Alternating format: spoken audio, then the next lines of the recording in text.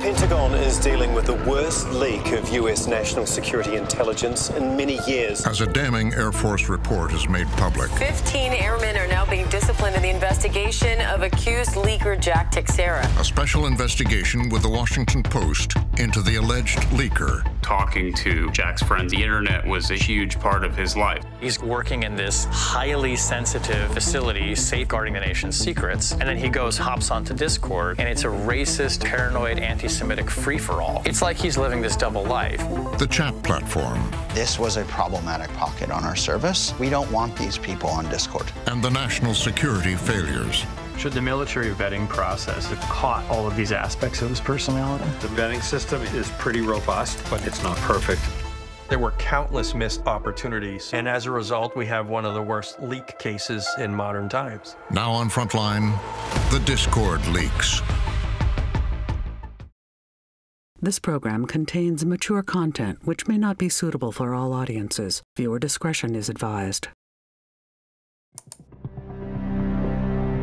It started on the online chat platform Discord, a post by a person known only as Luca. Classified U.S. intelligence documents. One batch after another. Documents labeled top secret soon spilled onto social media. That's when it made headlines. Top secret documents about the war in Ukraine have appeared on social media. Investigations are underway into the leak of classified Pentagon documents. The Pentagon is dealing with the fallout from the worst leak of U.S. national security intelligence in many years. Top secret documents show Ukraine's air defense vulnerability. After this hit the news, we're trying to figure out, A, the extent of the leak, and B, obviously, who leaked it. We were looking into Luca, trying to find traces of him across the web. Sam Oakford is on the visual forensics team at the Washington Post. I got in touch with someone else in this Discord server, and we had a video call. I know exactly how it happened, but I can't, in the good conscience of my heart, just sell my friend out like that. He was clear that Luca was not the originator of these leaked documents. Oh, this could be useful, I guess. He showed me what he said were additional documents that hadn't been in the tranche that Luca was tied to. Shane Harris is a national security reporter at the Post. Sam sends me a picture that this source has taken of a document and shared with Sam. Oh, wow. Okay. It's the Chinese spy balloon that had, some months earlier, drifted over North America. And this appears to be a picture taken from above the spy balloon, which means it could only come from a government surveillance platform.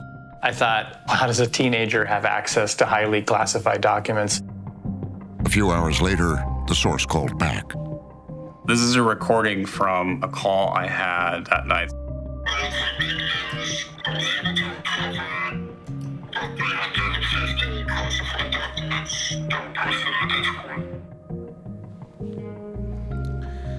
That's when this story started.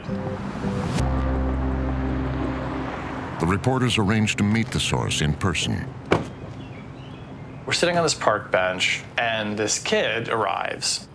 And before we've even had a chance to start introducing ourselves to each other, he says, "So I have this information and I want to give it to you."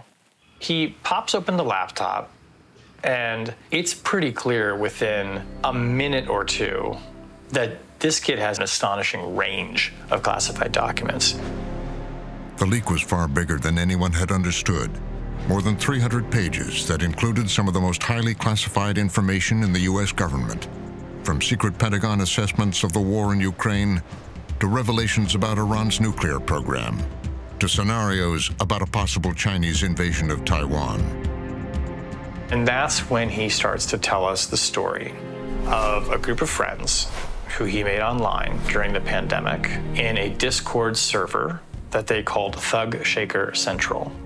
And he described one individual who, over the course of many months, had shared hundreds and hundreds of classified documents. As the reporters were returning home with the documents, the FBI was closing in on a suspect. Jack Teixeira. Jack Douglas Teixeira. Jack Teixeira. The man suspected of leaking highly classified military documents has been found. That's him in the red shorts there. The 21-year-old Massachusetts Air National Guard member was taken into custody earlier today. This 21-year-old Air National Guardman is alleged to have disclosed hundreds of top-secret government documents online to his gaming buddies. Why did he do it? How did he do it? What drove him? Who is he?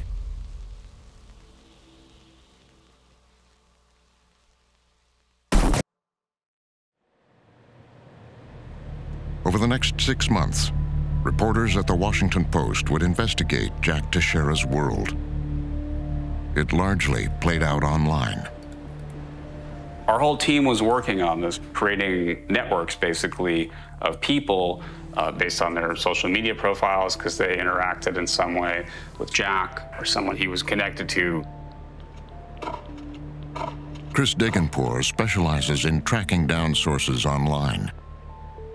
He worked as an information security engineer at a gaming platform before becoming an investigative reporter at the Post. The first thing I tried to do was to find a Steam profile. Steam is an online gaming network that is very popular with users on Discord. And if we could find his friend list, we could start to kind of build out a network of other users that he was interacting with. Here's a list of people that both Jack and Mr. Luca were friends with. Out of the many friend requests that I sent out, only a handful actually responded. One of those happened to be the user that is named Crow. After about a half hour of going back and forth, they revealed that they had dated. For me, that definitely set alarm bells off. What are the odds of, one of the first people that kind of replies to my random friend request the day of happens to be someone that dated Jack? It seemed astronomical that that was actually happening. But her story checked out. In a series of contacts with Crow, the Post reporters began to find out more about her and her relationship with Jack Teixeira. They met online. They were very close during the pandemic. I get the feeling that when she's telling this story about Jack, she's speaking as somebody who also went down some very deep rabbit holes and went to some very dark places.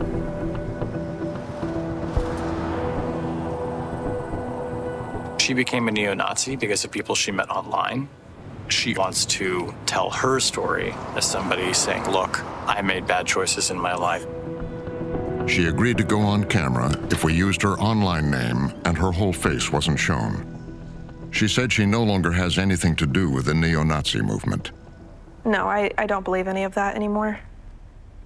I realized as time went on that those views were just inherently false. But before then, I realized that it was potentially going to get me killed to stay in those communities.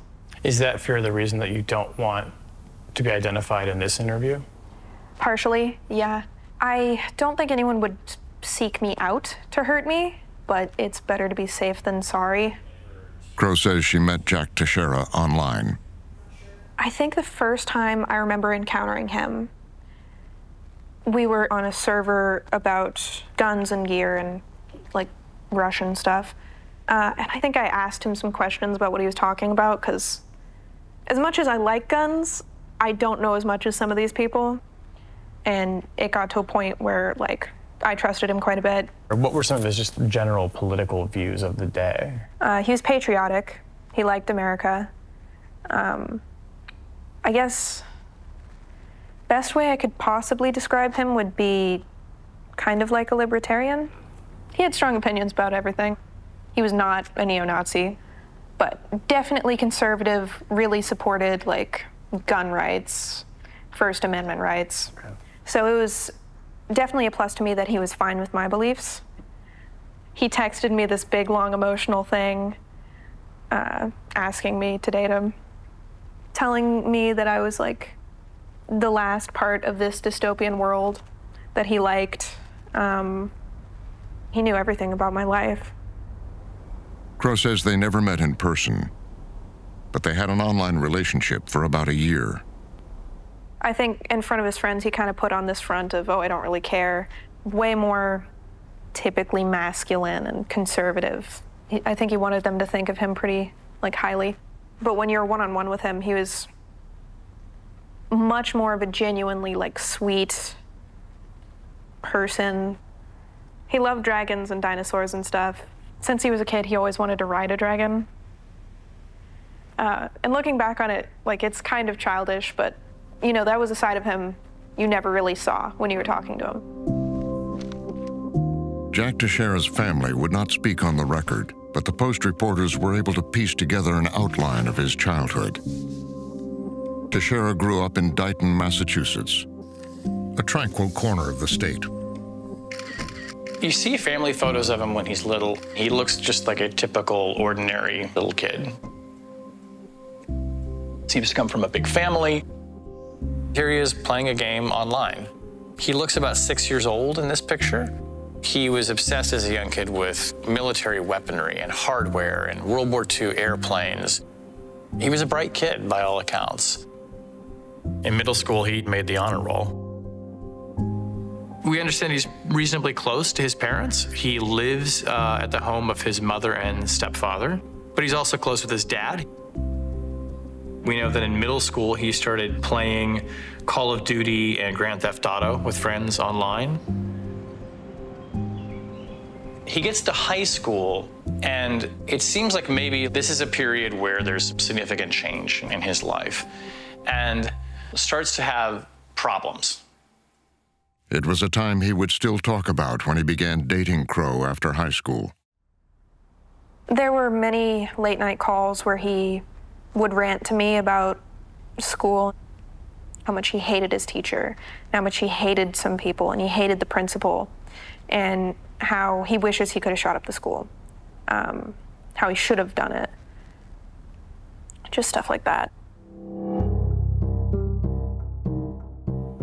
His sophomore year, there's an incident at the school where there are two students who say that Jack tells them he has a Molotov cocktail in his backpack. And what would they do if he threw one down the hallway? The kids are alarmed. They go to officials, and ultimately the Dighton Police Department investigates this. Frontline and the Washington Post obtained the report of the subsequent police investigation. There are witness statements that a number of the students give that document all of these things that they say that they've heard Jack say, including the threats that he's made about killing black people.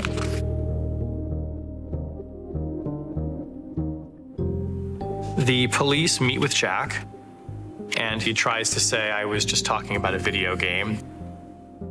Ultimately, Jack is suspended from school for 1 day and required to take a psychological risk assessment before returning to class.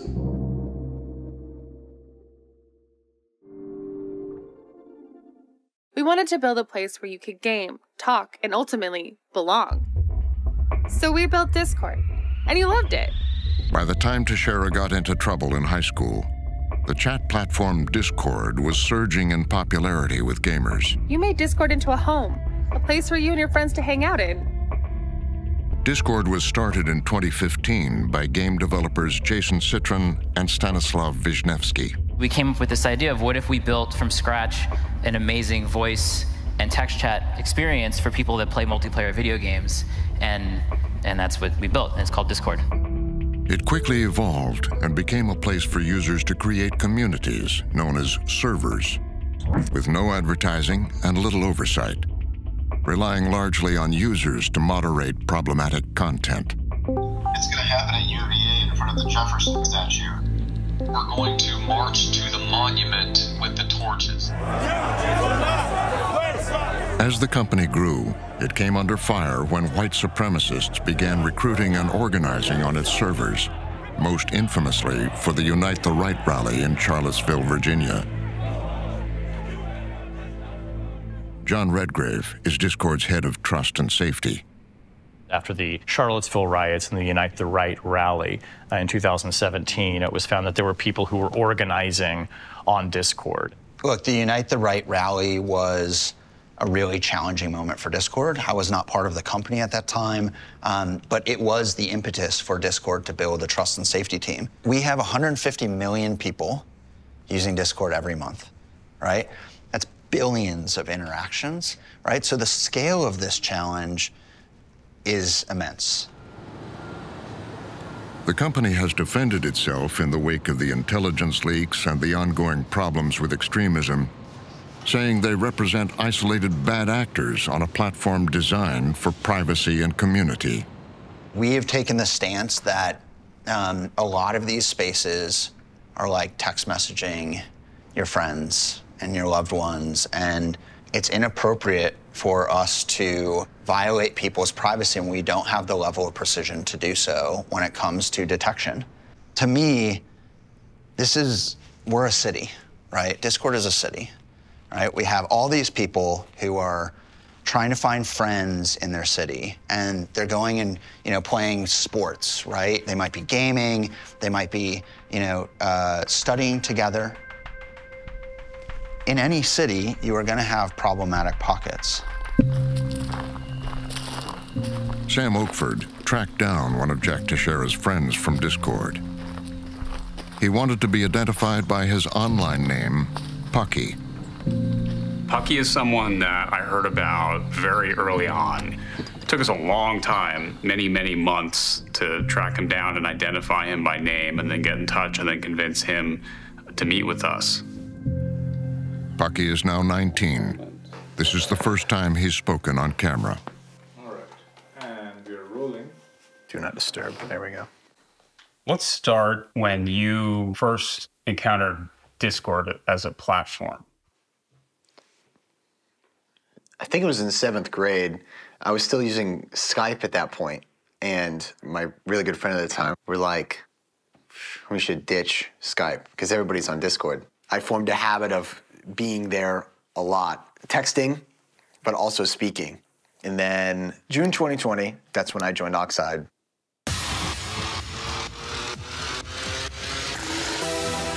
Oxide is a YouTube channel featuring Russian guns, body armor, and military hardware.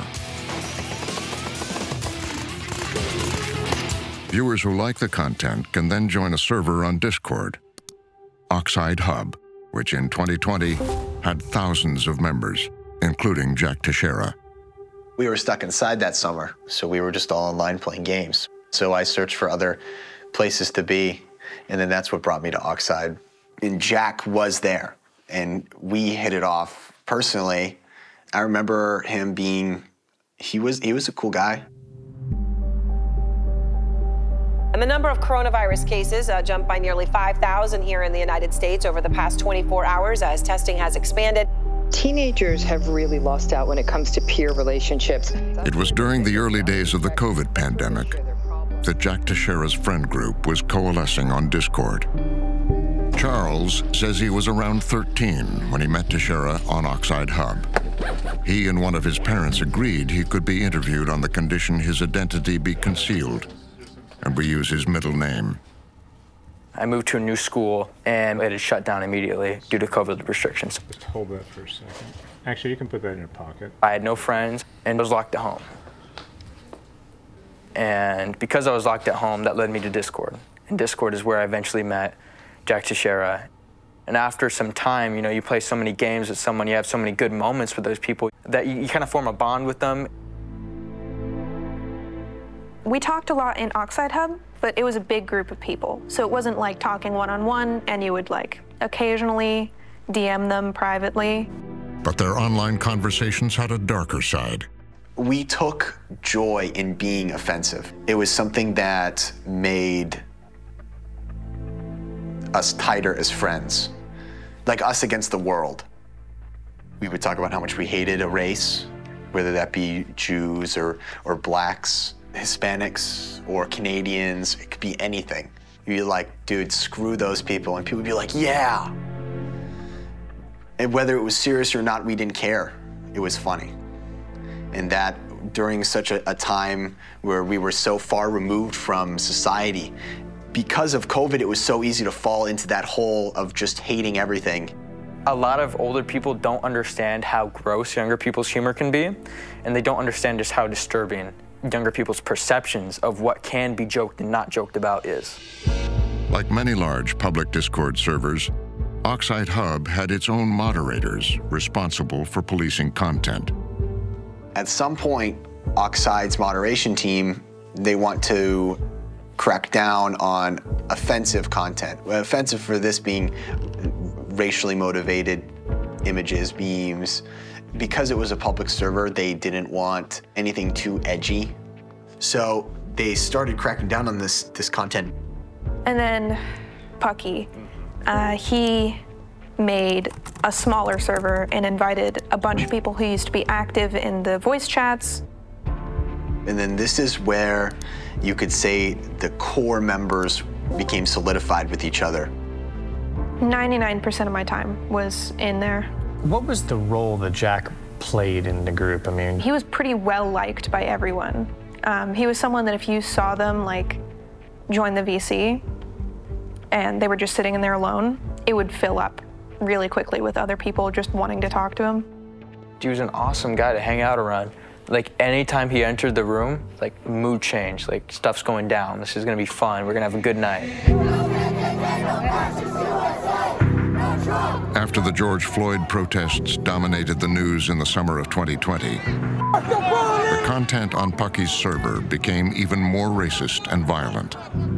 Like in the calls, people would be in their military gear, yelling a lot about black people, about police. There was some of like, just keep burning stuff down, you know? There was one day where people joined the call and just started doing push-ups to prepare for like the end times. Adjust Kippa.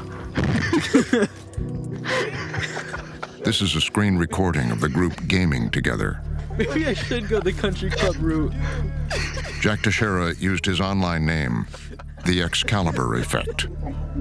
Unlucky. Oh, Mr. Zombie is shocking. Gore was posted. You'd post videos of jihadi, you know, beheadings and things like that, or cartel killings. You'd be like, dude, look at this guy getting his head chopped off. It was cool. What do you think about this now? We're talking about. I'm definitely not proud of it at all. It's embarrassing, and it's quite frankly humiliating to speak about it now, but I'm willing to. Do you think that the community Jack was in on Discord nudged him closer to making this bad decision that he ultimately made? Yeah, I think so, yeah. I think it was just the whole like psychology of being in an online community like that. I mean, there's like a term, chronically online, where you lose touch of how interacting with people in real life is. And like real consequences and real issues in the world. Those just go away. In the summer of 2020, Jack graduates high school. That's, of course, the first year of the pandemic. He actually skips high school graduation because he's off to basic training at Lackland Air Force Base. He goes on to start taking the coursework that he needs to become a cyber transport specialist. It was a low-level IT job, but it required a security clearance and a background check. He was a little bit worried they were gonna, in their interview, bring up, hey, we found this Discord account or we found this Discord server. At that time, he did become less active in Discord, and he was very worried about keeping the things he was doing private and safe. What was he specifically worried that the background investigation might turn up with regards to Discord? There was a lot of like racist talk on that server. There was a lot of talk of killing ATF agents, killing different government officials, committing acts of terrorism. Things that are probably not great for someone in the military to be saying. So I think that's probably what he was worried about. But Teixeira was investigated and ultimately approved for security clearance by the Department of Defense. One big question we have right now is, how did Jack Teixeira get a security clearance? So, I mean, if we're looking at Jack Teixeira and all the things that he posted online, the racist, violent comments, the memes, the imagery, and the fact that he ultimately is accused of leaking hundreds of classified documents, it's like, okay, well, wait a minute. There should have been red flags along the way. The Department of Defense declined to give an interview or answer questions about Jack Teixeira. A Pentagon review found that there wasn't a single point of failure in the leaks, but said improvements were needed to the security clearance process and how classified information is safeguarded. Shane Harris spoke to retired Lieutenant General Scott Rice, former director of the Air National Guard. All the checks and balances of the system and the bureaucracy looked into Jack Teixeira's background, and he was vetted and approved for that type of clearance. Jack, we were told from friends, was very obsessed with violent videos, violent content. I mean, it's a picture of a really, dark, violence-prone, racist, gun lover, basically. Should the military vetting process have caught all of these aspects of his personality? Yes and no. The military vetting system is pretty robust, and it catches a lot of stuff. He was a young high school kid, took a test, did very, very well on it. And so, yes, the system vets and finds a lot of the system, but again, it's not perfect, and some things come through. Since the Cold War, the security clearance protocol has involved extensive interviews with people who know applicants well in real life. You can't really know Jack Teixeira unless you've also looked at the amount of time that he spent online, because it was a huge part of his life. So they have this blind spot to Jack Teixeira, right? They don't know all the things that he's saying and doing online.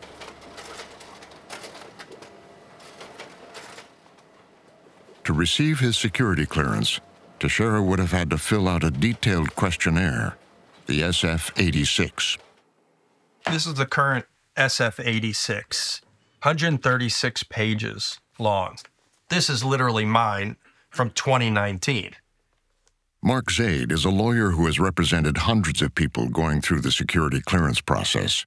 Now, this form has changed over time. There is nothing in the form that asks for what are your usernames on different social media platforms. What social media platforms are you on? The government had no way to do a predictive analysis of the risk that it was adopting in granting him a security clearance. So let me present some instances from his background when he was online.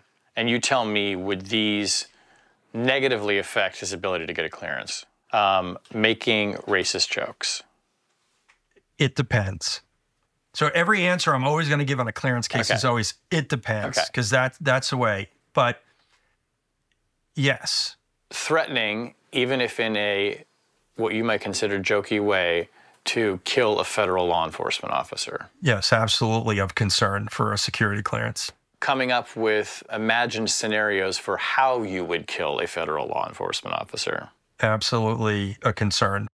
If that very simple question, what social media sites are you on, had been asked on the form, and one source from that social media site had been obtained, he might never have gotten a security clearance. He might never have gotten a security clearance. By October 2021, Jack Teixeira was working as an IT specialist with the 102nd Intelligence Wing at the Otis Air National Guard Base in Massachusetts. To the extent that you understand it, what is Jack Teixeira's job? For all practical purposes, he's a technician. He fixes and repairs systems. Maybe computer systems, hardware, software, file servers, data storage, all of those parts and pieces that sit behind, in front of, or next to an intelligence analyst that they use as their tools. They're in there working on the system. you can't help but see classified information. Correct, absolutely. And so you would think that a technician doesn't need access to top secret information, but they're going to see, touch, and feel top secret information all the time. Teixeira was working in a skiff, a secure facility where personal electronics are banned. He would sometimes work unsupervised at night, maintaining air conditioning units and answering phones. I mean, it must have been intoxicating for him. If he's working in this highly sensitive facility, safeguarding the nation's secrets, and then he goes home and hops onto Discord, and it's a racist, paranoid, anti-Semitic free-for-all. It's like he's living this double life.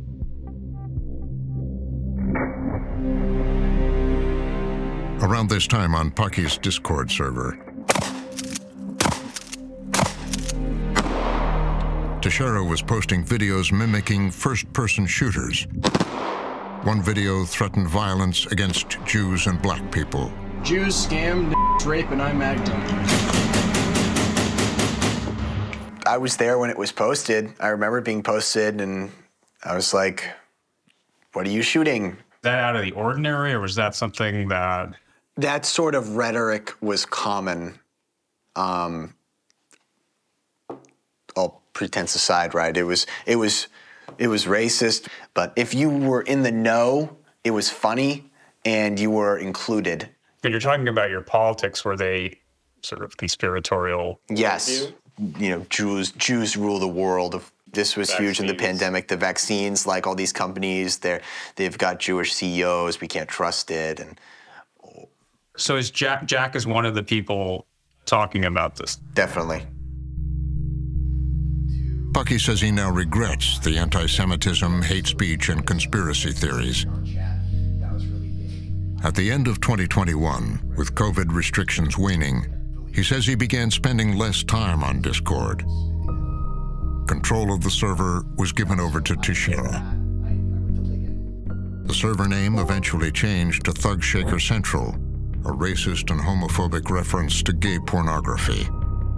I would hate to describe the server as like a cult of personality, but it became very centered around Jack's humor and his point of view. Jack Teixeira was older than most of the group, many of whom were young teenagers.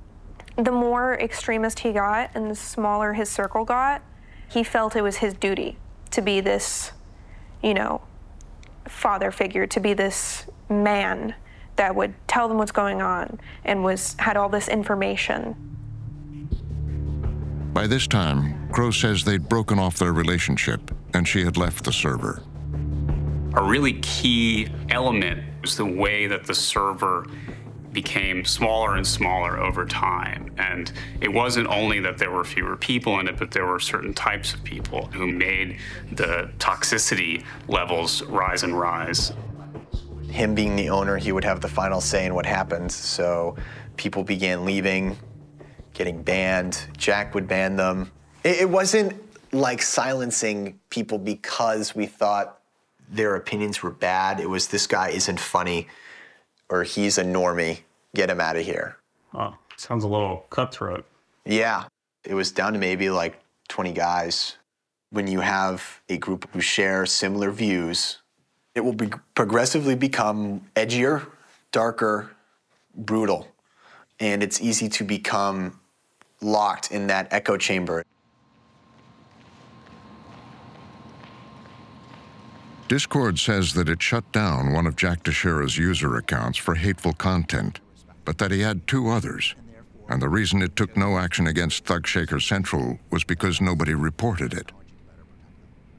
In the case of Thug Shaker Central, Jack Teixeira was a moderator. In the city analogy, it's Jack's house is essentially that server. Yeah, he built his house. We found Thug Shaker Central violated several other terms of services, hate speech, images of gore, threats of violence. These are all things that we've documented in our reporting as well. Why were these particular kids allowed to continue sharing this kind of material for more than a year? This comes down to our ability to identify what's happening in these spaces. We rely on user reports. We rely on third parties to help us with intelligence. None of that happened here. Well, none of it was likely to happen because they were all part of this community. I mean, if one of them objected to racist and anti-Semitic comments being made routinely, they might have flagged it, but they didn't because they were all in on that. So what you're saying is that the company has no way of monitoring for that kind of content on its own? We require that people are helping to keep Discord safe. We do scan spaces in particular for child sex abuse material. That is unambiguously bad, but when it comes to other classes of abuse, we all need to collectively think about, are we just diving into someone's privacy? So in our city, this is the difference between someone who has a listening device in your apartment versus not, right? And it's certainly our choice to not put that listening device in those private spaces. In early 2022, The crisis between Ukraine and Russia is reaching Jack Teixeira started focusing his Discord posts on world events. I'm not sure how to explain it. It was just a, hey guys, new channel. At first the channel was for the war, then Jack was like, hey, I have this. I have these numbers. And we're like, sure, dude, post it. So then he started posting them. As the war in Ukraine progressed, Pucky says Teixeira started sharing classified information on Thug Shaco Central. It just sort of started with like casualty numbers and equipment losses from both sides in the Ukraine-Russia conflict. It was very basic, just text like, these are the real numbers, guys, from like wherever. I can't remember if he said it was from the DOD or anything like that. I'm pretty sure he did. I likened it to him wanting us to be prepared for whatever the world was going to throw at us. We spoke about the conspiracies and how we distrusted the government. This was just another iteration of that. We didn't trust the news, and we were getting it from the source. He was taking notes from the documents at work, possibly using speech-to-text on his phone to transcribe them. But he's now leaving work and coming back with whole swaths of intelligence from reports, much of it verbatim, and sharing them with friends online. Discord chat transcripts released by federal investigators show that Teixeira was in fact already leaking classified information before Russia's invasion of Ukraine. Jack gives someone who lives in an unnamed foreign city, presumably in Europe, a heads up that there will be people coming. He uses very vulgar language. He says there'll be a wave of N-words from a city in Ukraine soon, an allusion to, the impending war. And he says, I'll elaborate more when I get home. So this is significant for multiple reasons. It's Jack appearing to give a preview of the invasion of Ukraine based on classified material. It's him talking to a foreign national about this. The Post reporters found that Teixeira's audience on Discord was wider than just Thug Shaker Central, and he was regularly having exchanges like this on a much larger public server called Abanovsky's Exclusion Zone.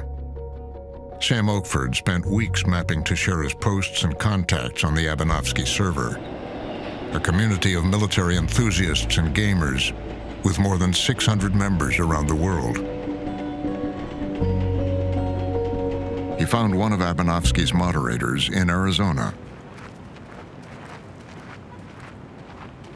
Jack first really appeared around when the war started, so February of 2022. He had joined the server before then, but never really talked. I found that out when I looked back through his messages. It is a little odd that he just all of a sudden started talking right around the start of the war. Yeah, we're good. Jeremiah agreed to be interviewed on the condition we use only his first name. Cool. Yeah, so Jack started posting more over time? Yeah, he started making like bi-weekly to weekly updates when the war was more active, almost daily in some cases, especially early on, like May and June of 2022. So you were getting a real window into what was going on in the world relating to the war. Right? Oh, absolutely. It was very fascinating, especially being so interested in things like that. You're, as someone who likes history, it's one of those things where it's like You're getting direct access to first-hand information, which is extremely hard to get, especially when you're living through something. But being able to see it immediately was just very fascinating and a little bit exhilarating. Jeremiah says Teixeira had an eager audience at Abanovsky, and that he even took requests for classified information. He had said that, oh, if you live in this country, you can kind of ask. If I have anything on it, I'll tell you. So you'd have people from all over the place being like, hey, do you know anything that was going on about this event in my country? And if he had anything, he'd kind of tell them. My thought the whole time was someone else will report him, it'll happen eventually, there's no way. And it just never did. It just kept posting and posting and posting. Did you consider reporting Jack at any point?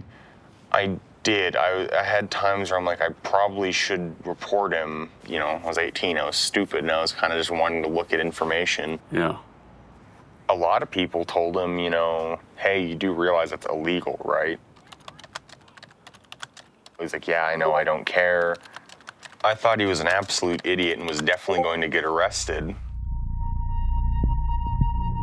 Air Force memos show that on more than one occasion, he was caught in the act.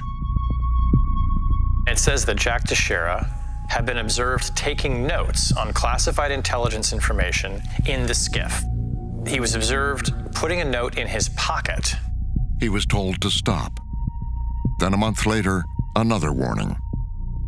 But then they go on to offer him essentially a promotion to become an analyst. And it says that he declined the training opportunity at this time. And then, 3 months later, Teixeira was caught viewing classified content without authorization.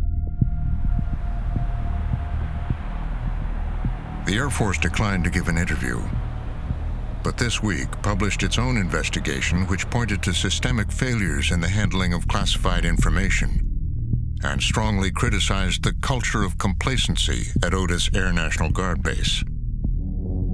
It found that several individuals knew about Teixeira's breaches of protocol, but intentionally failed to report the full details, and that a lack of oversight made it possible to print classified documents without detection. The commander of the 102nd Intelligence Wing at Otis was relieved of his command. 14 others were disciplined for dereliction of duties. If you were a supervisor in that base or any base and you saw a young man who was an IT tech looking at, top secret information, what would your reaction have been? I would come down on somebody that's going down a pathway that is not within their job set. I would come down on them very hard and say, this is not appropriate, and pull them off the line. Documents from federal investigators show that by January 2023, Teixeira was concerned that he may be discovered transcribing classified information at work. He decided to switch his approach. He removes documents from work, takes them home, and takes photographs of them with his phone, and he uploads those. And he uploads more than 300 documents like that. We knew it was illegal when he was still just typing everything out. But not pictures of documents, which is, fully incriminating.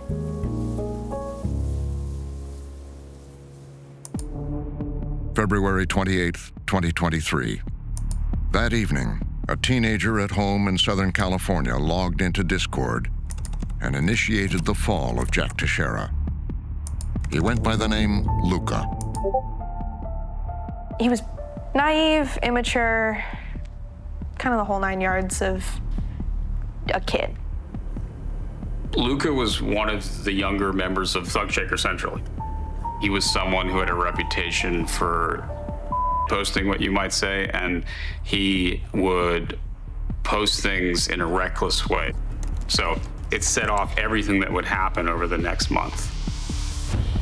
Luca reposted images of dozens of the classified documents originally leaked to Thug Shaker. They were sourced from nearly every U.S. intelligence agency. Never-before-seen Ukrainian battlefield assessments. Locations where the CIA has recruited sources. The technology the U.S. uses to track Russian forces. He probably just thought they were like a funny meme and posted them. Within days, Another user forwarded the posts to another server. The leak was becoming a spill. Jack Teixeira wrote to his friends on Abanovsky. He messaged on March 19th about how he's done posting, and then the thread disappears, so he must have deleted it. Then, in early April, the classified documents were anonymously posted on 4chan, a site popular with far-right extremists. Soon afterwards, they appeared on a pro-Russian Telegram channel. As these documents are now popping up like mushrooms all over the internet, Jack hears from one of his friends in Abanovsky's exclusion zone that he thinks he's seen some of his thingies on the internet, meaning classified material. So this is when it kind of hits the fan for Jack, right? On the evening of April 6th, the news broke that the Pentagon and the FBI were trying to identify the source of the leaks. Top secret documents about the war in Ukraine have appeared. The Pentagon is investigating the leak of classified documents detailing U.S. and NATO Classified military. Pentagon documents are being discovered, posted on social media. Teixeira took drastic action. Once this story was in the news, Jack attempted to delete anything that he could control. Jack controlled Thug Shaker Central. He nuked it on April 7th. The same day, the FBI actually contacts Discord for the first time.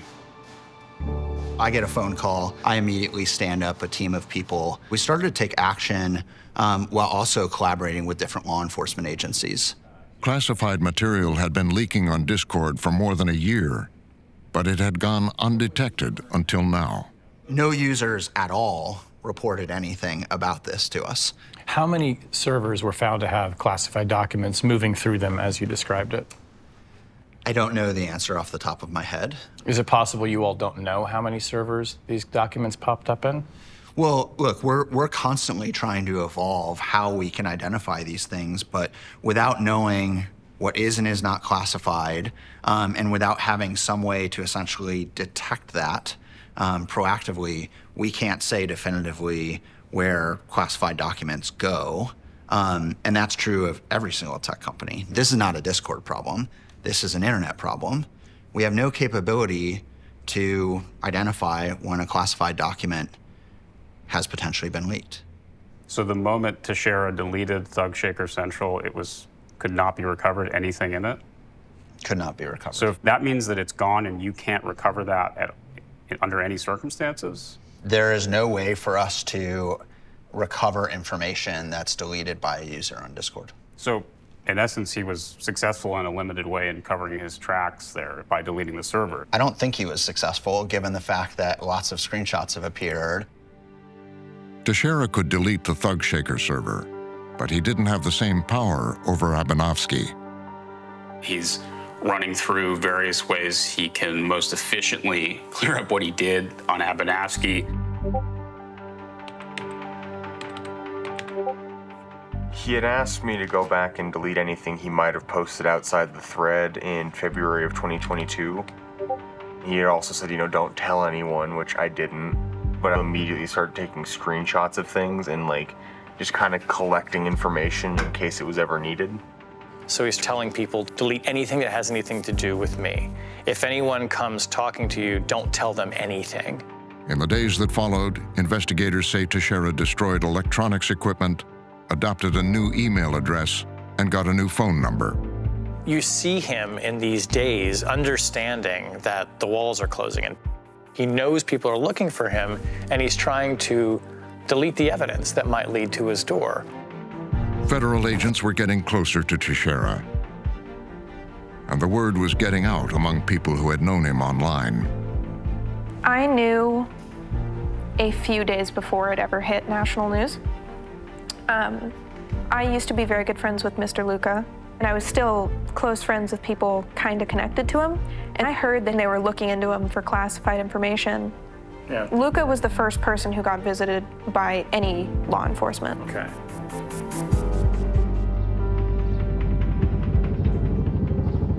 On April 10th, 2023, the FBI interviewed Luca.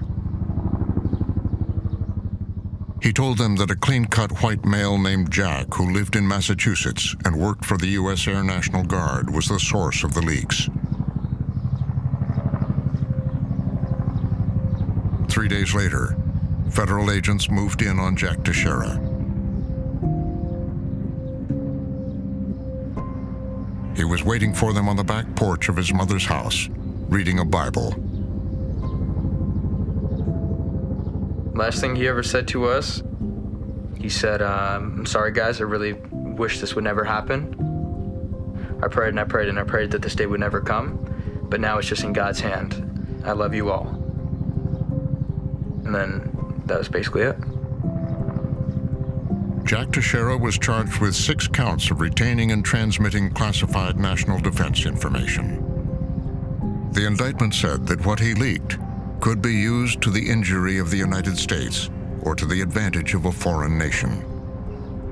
Nobody else has been charged in relation to the leaks. Teixeira has pled not guilty and remains incarcerated pending his trial. If convicted, he could face decades in prison. If you look at the whole narrative then of Jack, where there were so many points where he could have been flagged or interrogated further or even stopped, and they just don't happen. Once you start tracking back, you see failure, failure, failure, failure, failure. There were countless missed opportunities, literally from the outset. And as a result, we have one of the worst leak cases in modern times.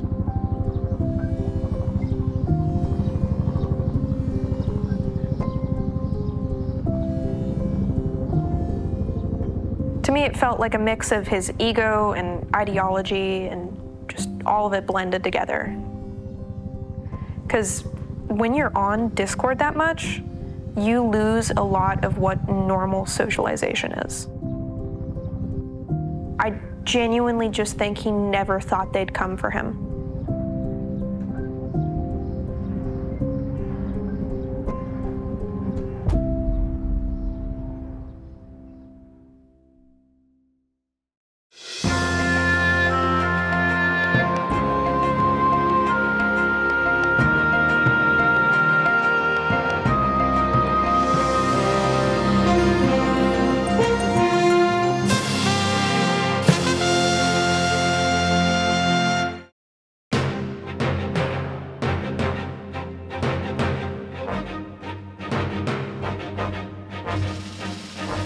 For more on this and other Frontline programs, visit our website at pbs.org/frontline.